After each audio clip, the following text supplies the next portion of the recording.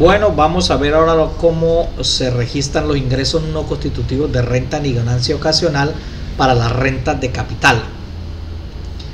Pues tenemos que son como los aportes a la seguridad social, los aportes a pensión, los aportes RAI, aportes al sistema general de riesgos laborales y el componente inflacionario.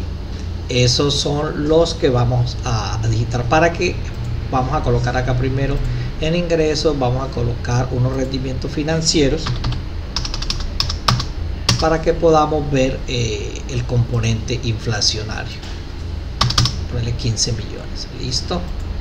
Regresamos acá, listo, para que aparezcan acá.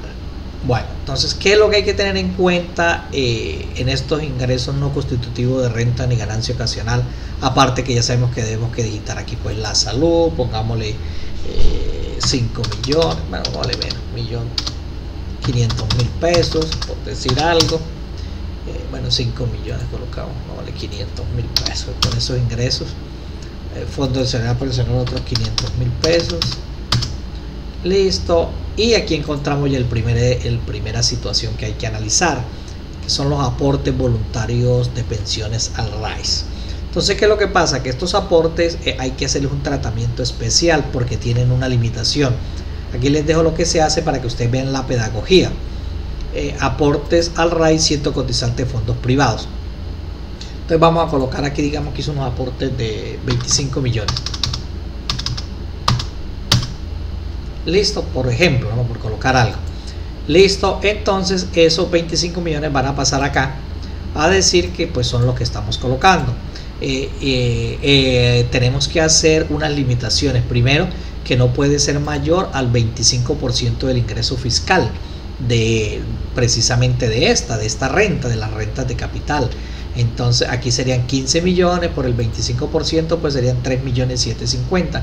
Esa es la primera limitante. Otra vez teniendo otra limitante que hay que compararla es con 2.500 VT anuales, con 89 millones. Obviamente es más pequeño, no hay ningún problema, y vamos a tener que el valor deducible de esto porque pusimos unos ingresos muy pequeños. Pero si digamos que él tenía ingresos por otro lado también, otro tipo de ingreso, para que esa parte de la salud y esa, digamos que por arrendamiento unos 40 millones, 1, 2, 3, 4, 5, 6, para que se vea un poco mejor. Listo, entonces ya tenemos un ingreso de 55 y ya sube el límite a 13 millones de pesos, que todavía pues no alcanza a pasar con este límite. Entonces lo primero que hay que mirar es que aquí viene explicada la limitación para que ustedes puedan aprender si la quieren hacer manual. Aquí viene la limitación. Entonces son dos limitantes, primero con el 25% del sueldo, perdón, del ingreso, y después eso se compara con 2.500 VT anuales. Esa es la primera situación a tener en cuenta en estos ingresos no constitutivos de renta ni ganancia ocasional. Otra segunda pues es lo que hablábamos de los 15 millones que colocamos aquí de ingresos por rendimiento financiero. Recuerde que están los rendimientos financieros, intereses y también los ajustes por diferencia en cambio. Los ajustes por diferencia en cambio son considerados rendimientos financieros, entonces hay que darles el mismo tratamiento.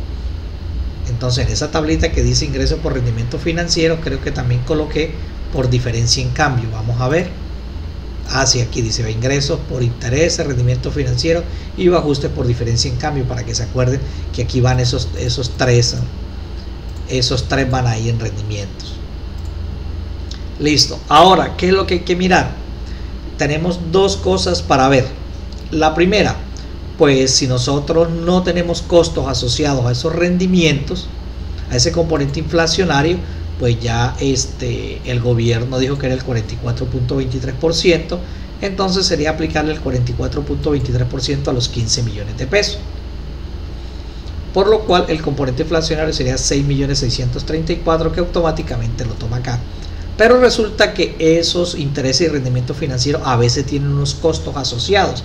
Entonces, si hubo unas expensas necesarias y proporcionales para poder generar esos intereses y rendimientos financieros, ese costo hay que colocarlo acá. Ahora, ese costo también tiene un componente inflacionario que es el 89.44. No me puedo tomar todo el costo. Entonces, si yo tuve un costo de 5 millones, no voy a aplicar el componente inflacionario sobre 10, porque dice que me permite el 89.44%. Es decir, que tengo un costo permitido de 4 millones. Vamos a darle un poquito más aquí de zoom a esto. Aquí tenemos un costo de 5, pero dice que también por el componente inflacionario los costos solo puedo deducir 4.472.000. Ya, ahora cojo los 15 millones, le resto los 4.472 y tengo la base neta para aplicar el componente inflacionario. Ese serían 10.528.000 por el componente inflacionario, ahora que es este, me da 4.656.000, que sería el que va a pasar a este lado. Entonces eso es lo que hay que tener en cuenta para el componente inflacionario. Aquí tiene el artículo que lo lleva directamente allá, y aquí podemos ver que dice,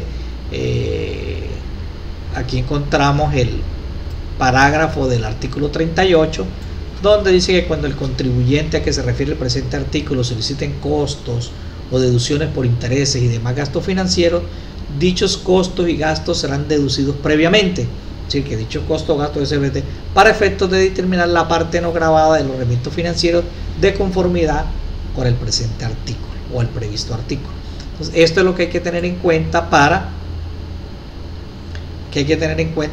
poder determinar el componente inflacionario.